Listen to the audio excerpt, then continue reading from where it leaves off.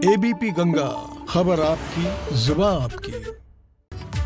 कानपुर के लोग नए साल के जश्न की खुमारी मिटा भी नहीं पाए थे कि अगले ही दिन यानी 2 जनवरी को कार में एक लावारिस लाश मिलने से सनसनी फैल गई थी। इस वारदात के खुलासे में जुटी पुलिस अब कातिलों तक पहुंची तो कहानी कानपुर की एक शातिर लेडी डॉन के इर्द गिर्द घूमती मिली।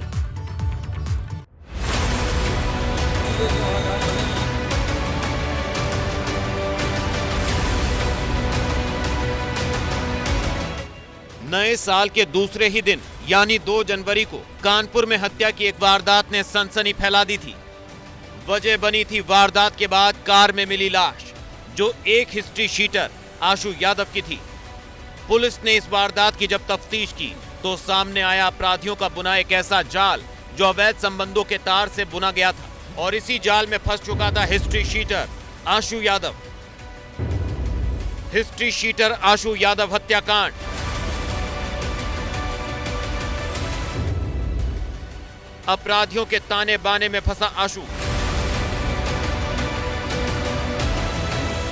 बीते 2 जनवरी को बर्रा थाना क्षेत्र में नहर के किनारे लावारिस खड़ी कार में युवक का शव बरामद हुआ था, जिसकी पहचान रेल बाजार थाना क्षेत्र में रहने वाले हिस्ट्री शीटर आशु यादव के रूप में हुई थी।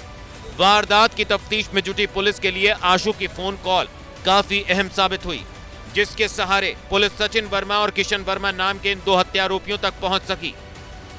दिनांक 1 जनवरी 2021 को थाना क्षेत्र रेल बाजार में सोनी यादव द्वारा अपने भाई आशु यादव की गुमशुदा की रिपोर्ट पंजीकृत कराई थी।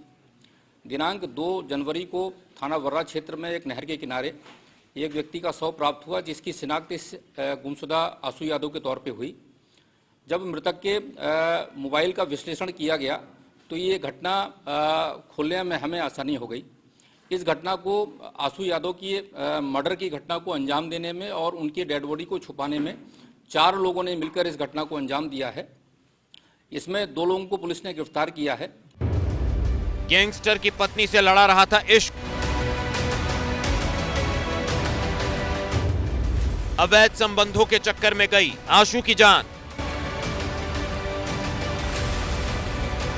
वारदात की वजह आशु यादव का इश्क बना, जो उसे दीपिका शुक्ला नाम की एक महिला से हुआ था, जिसका पति पहले ही गैंगस्टर एक्ट में जेल की सलाखों के पीछे बंद है, और उसकी पत्नी अमित नाम के दोस्त के घर पर रह रही थी। इसी दौरान हिस्ट्री शीटर आशु यादव भी दीपिका के संपर्क में आया और दोनों के बीच दोस्ती हो गई।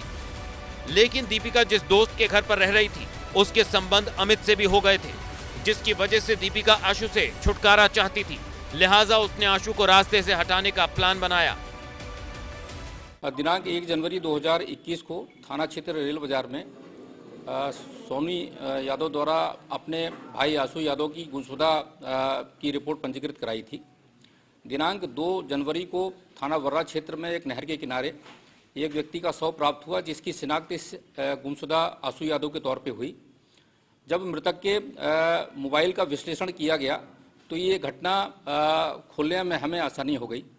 इस घटना को आशु यादव की मर्डर की घटना को अंजाम देने में और उनकी डेड बॉडी को छुपाने में 4 लोगों ने मिलकर इस घटना को अंजाम दिया है। इसमें 2 लोगों को पुलिस ने गिरफ्तार किया है। नए प्रेमी के लिए प्रेमिका ने रची साजिश।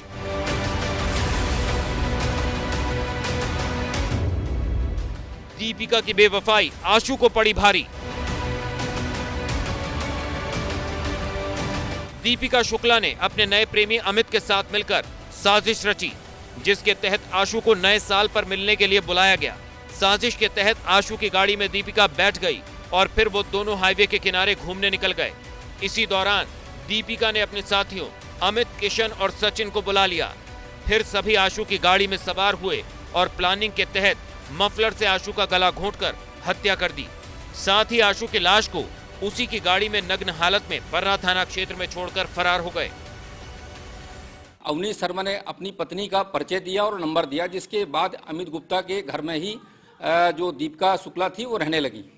इसके बाद जो आशु यादव हैं, जो थाना रेल बाजार के हिस्ट्री शीटर भी रहे हैं, उनका भी अमित गुप्ता और अवनीश शर्मा से परिचय जेल में रहने के दौरान ही हुआ था। जब अमित गुप्ता जेल से छूट के आते हैं और उनको पता चलता है कि दीपिका के साथ में आशु यादव के इस टाइप के संबंध बन गए हैं, तो उन्होंने इस पे आपत्ति की और प्लान तरीके से इस घटना को अंजाम दिया है। जो किशन वर्मा का मोबाइल है, उस मोबाइल पे भी उसने जब किशन से और इसकी अमित गुप्ता की बातचीत हुई है, तो उन्होंने व्हाट्सएप पे मैसेज किया है जो बाकायदा रीड हुआ है, और उसमें कहा है कि आज इसको बुला लीजिए, आज इसका काम कर दिया जाएगा। आशु यादव की हत्या की मुख्य आरोपी दीपिका शुक्ला और उसका नया प्रेमी अमित अभी फरार है, जबकि पुलिस ने वारदात में शामिल 2 लोगों को गिरफ्तार किया है। इस वारदात में सबसे हैरानी वाली बात यह रही कि जितने भी लोग इसमें शामिल हैं, वो सभी पहले से शातिर अपराधी रहे हैं और किसी न किसी मामले में जेल की सलाखों के पीछे जा चुके थे। कानपुर से प्रभात अवस्थी, एबीपी गंगा।